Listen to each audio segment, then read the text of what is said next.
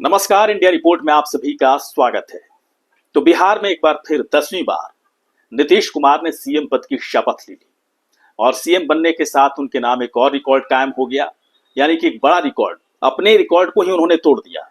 पिछली बार जब वो सीएम बने थे, 9वीं दफा जब बने थे, तब भारत के वो पहले ऐसे मुख्यमंत्री थे जो सबसे ज्यादा बार उन्होंने सीएम पद की शपथ ली और इस बार वो अपने अपने ही रिकॉर्ड को तोड़ते हुए नजर आए। लेकिन मुख्यमंत्री तो उनका बनना तय था। सब एनडीए की जब सरकार आई तो सभी को पता था कि नीतीश कुमार ही सीएम बनेंगे।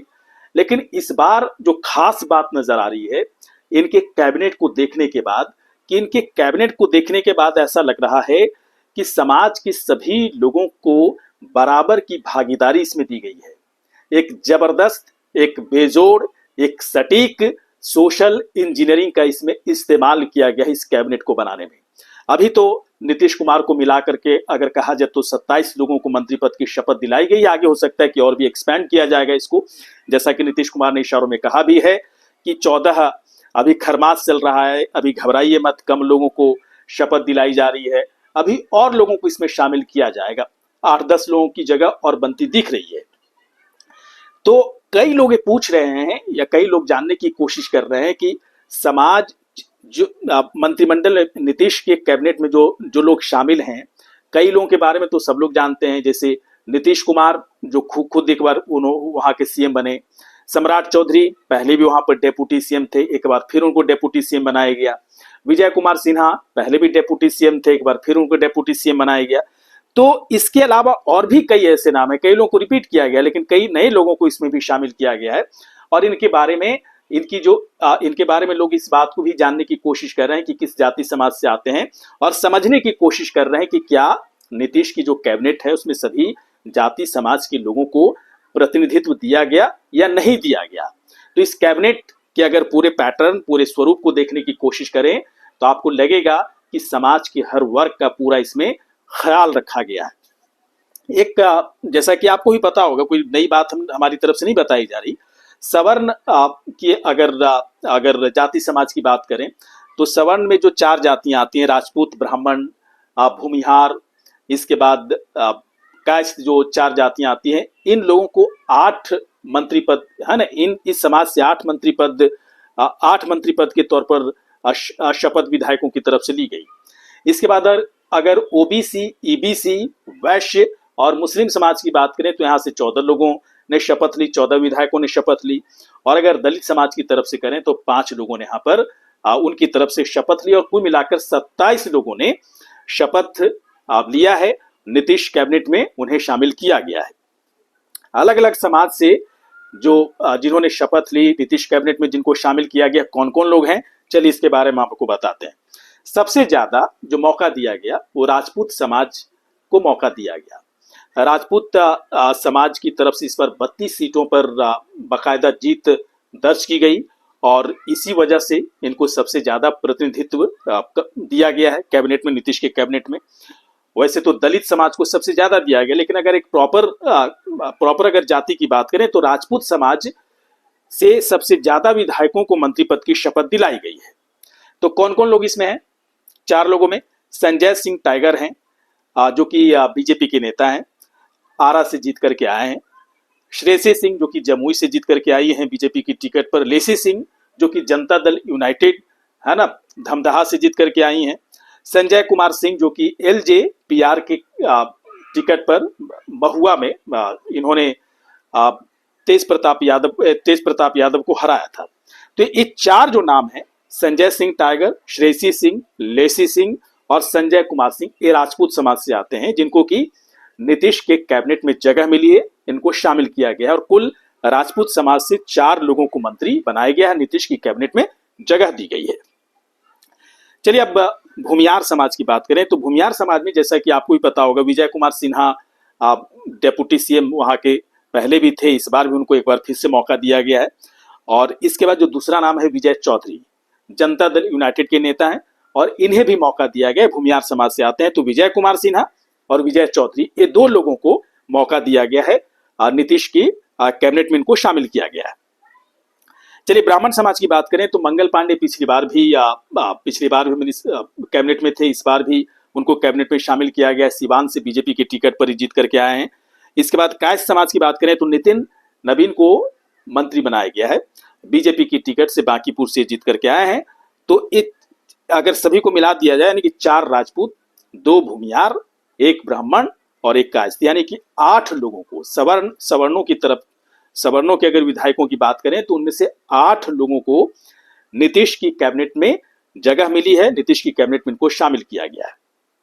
चलिए बात करते हैं ओबीसी, ईबीसी, वैश्य और मुस्लिम समाज से कितने लोगों को दिया गया।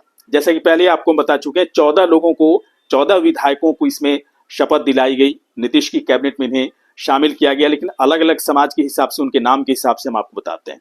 अगर कुर्मी समाज की बात करें तो इसमें से 2 लोग, एक तो खुद नीतीश कुमार हैं जो कि कुर्मी समाज से आते हैं, बिहार के सीएम के तौर पर उन्होंने शपथ ली, 10वीं बार ली, अपना ही रिकॉर्ड उन्होंने तोड़ा।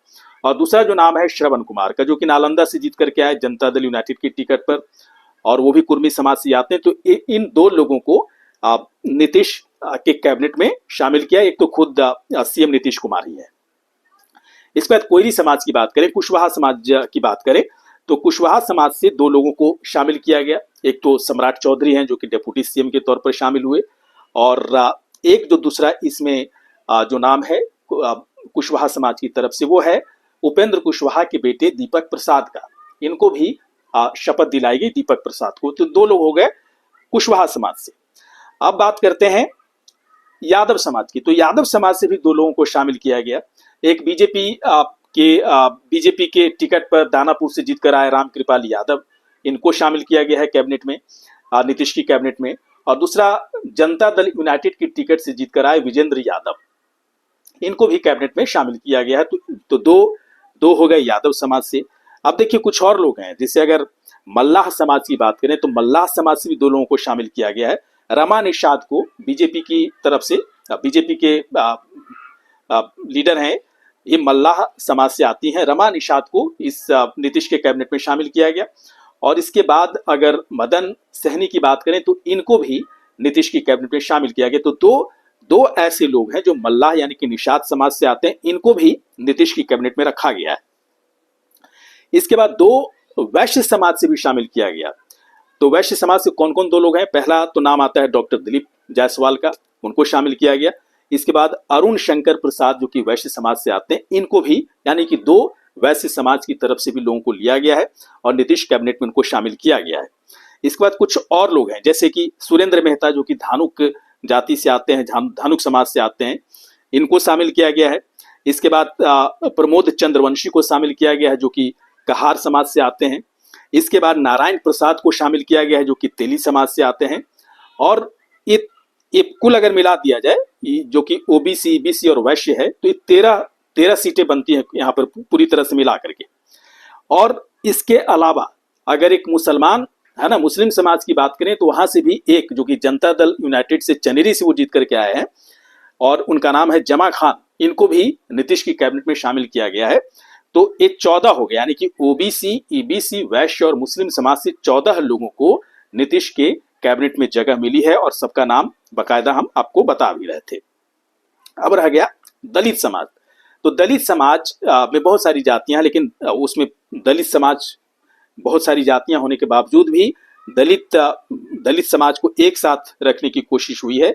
और इसमें कोशिश ये की गई है कि सभी जातियों को यहाँ से एक तरह से सभी जातियों का प्रतिनिधित्व इसमें मिल सके, दलित समाज के अंतर्गत जो बाकी जातियां हैं। जैसे लखेंद्र पासवान को इसमें जगह मिली जो कि बीजेपी की तरफ से, बीजेपी के जो लीडर हैं।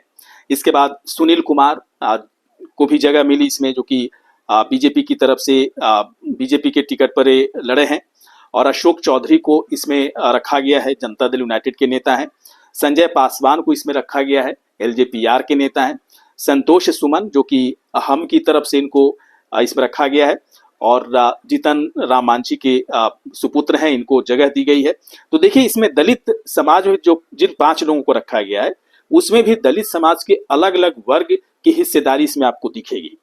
इसलिए मेरी तरफ से बार बार कहा जा रहा था कि नीतीश कुमार के कैबिनेट को देखने के बाद साफ तौर पर लग रहा है कि सोशल इंजीनियरिंग का बहुत ही बेहतरीन, बहुत ही सटीक तरीके से इसमें इस्तेमाल किया गया है। और एक बड़ी जिम्मेदारी जो नीतीश कुमार ने अपने कंधे पर उठाई है कि 5 साल तक बिहार का और विकास करना है, तो इस कैबिनेट के जरिए वो बिहार के विकास को पूरी तरह से कर पाएंगे, कमली जामा पहना पाएंगे, क्योंकि समाज के हर वर्ग का प्रतिनिधित्व, या कह सकते हैं कि हर समाज के हर वर्ग के कंधे पर एक बड़ी जिम्मेदारी डाली गई है और सब एकजुटता के साथ बिहार के विकास में बराबर अपनी हिस्सेदारी निभाते हुए नजर आएंगे। आगे और भी एक्सपेंड होगा, हो सकता है कि 14 तारीख के बाद, 14 जनवरी के बाद हो सकता है कि और भी एक्सपेंशन हो नीतीश के कैबिनेट का, लेकिन फिलहाल 27 लोगों का जो नाम है नीतीश कुमार को मिलाकर, इन 27 लोगों के नाम को देखने के बाद साफ तौर पर लग रहा है कि इससे बेहतरीन, है ना, इससे बेहतरीन कैबिनेट नहीं हो सकती है जहां पर समाज के सभी वर्गों को उचित प्रतिनिधित्व दिया गया है। आपको क्या लगता है कि नीतीश कुमार की तरफ से जो कैबिनेट का निर्माण किया गया है, जो कैबिनेट बनाया गया है और हर जाति समाज के लोगों को इसमें खास तवज्जो दी गई है, जगह दी गई है, आपके हिसाब से क्या लगता है कि बहुत ही परफेक्ट है बिहार के विकास के लिए ये जो कैबिनेट बनाया गया है नीतीश कुमार की तरफ से, ये परफेक्ट है और अपने काम को बहुत ही बेहतरीन तरीके से करेगी और बिहार के विकास को सही समय पर, सही वक्त पर और 5 साल तक, है ना, बिहार को एक अलग, है ना, डेवलप्ड स्टेट के तौर पर बनाने में पूरी तरह से कामयाब होंगे। अगर आपको लगता है कि इसका जवाब जो हमारी तरफ से पूछा जा रहा है, इस सवाल का जवाब यदि आपको समझ में आता है, तो कमेंट बॉक्स पर जाकर आप अपनी राय रख सकते हैं। ये जो जानकारी हमारी तरफ से आपके साथ शेयर किया गया, कैसा लगा आपको? अच्छा लगा हो तो तुरंत आप हमें सब्सक्राइब करें, शेयर करें, लाइक करें, साथ ही साथ कमेंट भी आप कर सकते हैं। नमस्कार।